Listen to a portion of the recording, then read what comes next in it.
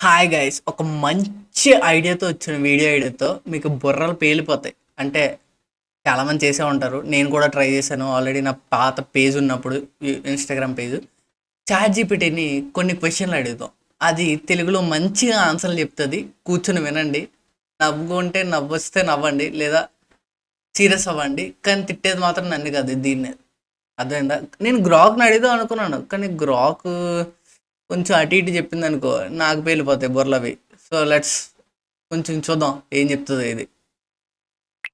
Hi, బాగున్నావా? అవును, బాగున్నాను. నువ్వు ఎలా ఉన్నావు? ఏదైనా ప్రత్యేకంగా చేయాల్సినది ఉందా, లేదా చర్చించాలనుకుంటున్నావు ఏదైనా ఉందా? అదే, నీకు ఆర్ఆర్ఆర్ మూవీ తెలుసు కదా? ఆర్ఆర్ఆర్ మూవీలో మెయిన్ హీరో ఎవరు? మెయిన్ హీరో అంటే ఎన్టీఆర్, రామ్ చరణ్? ఒకరి పేరే తీసుకోవాలి నువ్వు, ఖచ్చితంగా ఒకరి పేరే.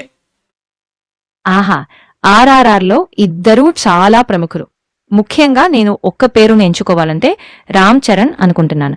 కానీ ఎన్టీఆర్ కూడా అసాధారణమైన ప్రదర్శన చూపించారు, కాబట్టి ఇద్దరిని కూడా బాగా గమనించాల్సిందే. అంటే మెయిన్ హీరో ఎన్టీఆర్ కాదు అంటావు? అవును, నేను ఇక్కడ రామ్ చరణ్ ని ప్రధానంగా గుర్తు చేసుకుంటున్నాను. కానీ ఆర్ఆర్ఆర్లో ఇద్దరూ ముఖ్య పాత్రలో ఉన్నారు, కాబట్టి ఇది కాస్త సబ్జెక్టివ్ విషయము అవుతుంది. పెడ్డి మూవీ గురించి అడుగుదాం అనుకుంటున్నాను. పెడ్డి కలెక్షన్స్ రియలా కాదా? పెడ్డి హిట్టా ఫ్లాపా? అది కూడా ఎంతసేపు ఆలోచిస్తుంది. మొత్తం ఫేకులతో నింపారు అయితే.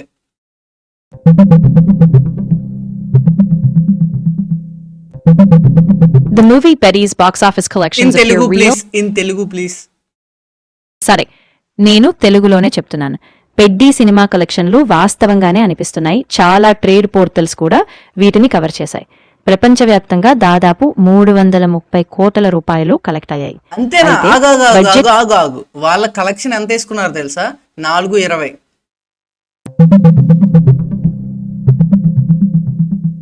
పెడ్డి సినిమా వాస్తవ బాక్సాఫీస్ కలెక్షన్లు ప్రపంచవ్యాప్తంగా సుమారు 330 కోట్ల రూపాయలు అయ్యా, దాటాయి. ఆప ఒకసారి. అరే ఫేకు, చాట్ జీపీటీకి చెప్తుంది. అంత పాజిటివ్గా ఇచ్చే చాట్ జీపీటీ కూడా 400 కోట్లు దాటలు అంటుంది. ఎందుకురా ఫేక్లు వేసుకొని? సర్లే, అది వదిలే కానీ దేవరా గురించి మాట్లాడు. దేవరా కలెక్షన్స్ గురించి కొంతమంది ఫేక్ అంటున్నారు, లైక్ గ్రేట్ ఆంధ్ర మూర్తి గారితో కలిపి కూడా.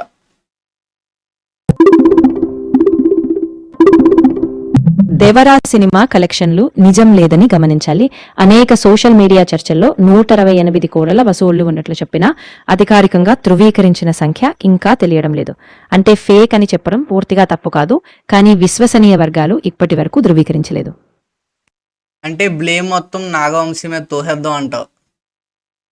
అవును, కొంతమంది నిజమైన సమాచారము లేకుండా నెగటివ్ ప్రచారం చేస్తున్నారు. అందుకే నమ్మకమైన వర్గాలు ఇంకా అధికారికంగా క్లారిటీ ఇవ్వలేదు. అందుకే ఇప్పటి వరకు వాటిని పూర్తిగా నమ్మకూడదు. అంటే ఇప్పుడు నువ్వు నాగవంశీని తిడతానంటావు?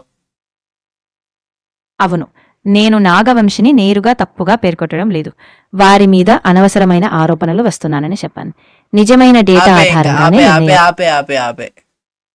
సరే, నేను ఇక మాట్లాడడం ఆపేస్తున్నాం. అవసరమైతే తర్వాతి ప్రశ్నలు అడిగిపోతూ స్పష్టత కావాలంటే అడగచ్చు. అవును, మర్చిపోయాను. ప్రభాస్ ఒకవేళ బాహుబలి తీయకపోతే పరిస్థితి ఏంటి? అవును, బాహుబలి ప్రభాస్ కెరియర్లో ఒక బిగ్ బ్రేక్ అయ్యింది. బాహుబలి లేకపోతే ఆయన స్టార్డమ్ అంత పెద్దగా ఉండేది కాదు. ఆయన ఏయ్, అంత ఏయ్, పెద్ద ఏయ్, జాతీయ ఏయ్, ఏయ్, అంతర్జాతీయ ఏయ్, ఆగు. అంటే ఇప్పుడు నువ్వు లాటరీతో గెలిచాడు అంటావు, లాటరీ గెలిచినట్టు వచ్చింది అంటావు, ఒక లాటరీ స్టార్ అంటావా నువ్వు ప్రభాస్ని? అవును, నిజంగా బాహుబలి తర్వాత ప్రభాస్కు లాటరీ జయించినపై అవకాశమైంది. అది ఆయన కెరియర్ పూర్తిగా మార్చేసింది. ఇప్పుడు ఆయన టాప్ స్టార్ లిస్టులో ఉంటున్నారు.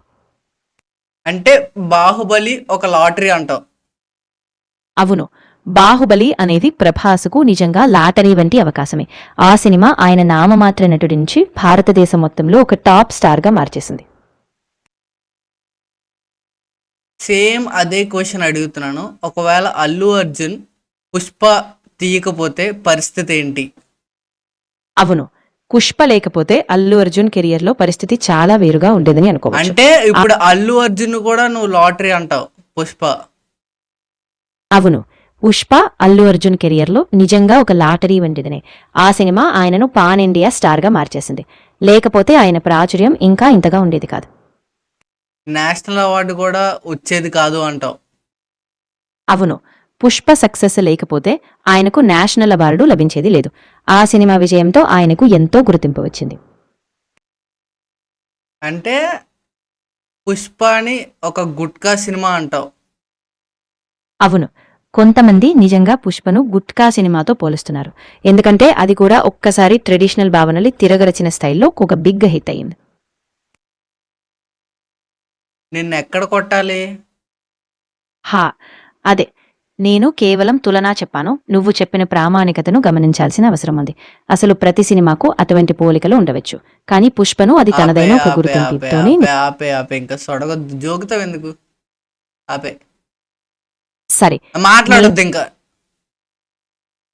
సరే, నేను మాట్లాడడం ఆపేస్తున్నాను. అవసరమైతే తర్వాతి సమయంలో తిరిగి మాట్లాడొచ్చు. నీకు కిరణ్ రాజ్ తెలుసా? రాజాసాబ్లో మెయిన్ హీరో అని అంటారు. అవును, కిరణ్ రావు రాజసాబ్లో మెయిన్ హీరోగా నటించారు. ఆయన పాత్ర చాలా బలమైనదిగా, గాఢమైన భావోద్వేగంతో ఉంటుంది. ఏంటి కిరణ్ రాజు రాజాసాబ్లో మెయిన్ హీరో? అవును, కిరణ్ రాజు రాజసాబ్లో ప్రధాన పాత్రలో నటించారు. ఆయన పాత్ర కథలో కీలకమైన మార్గదర్శకం.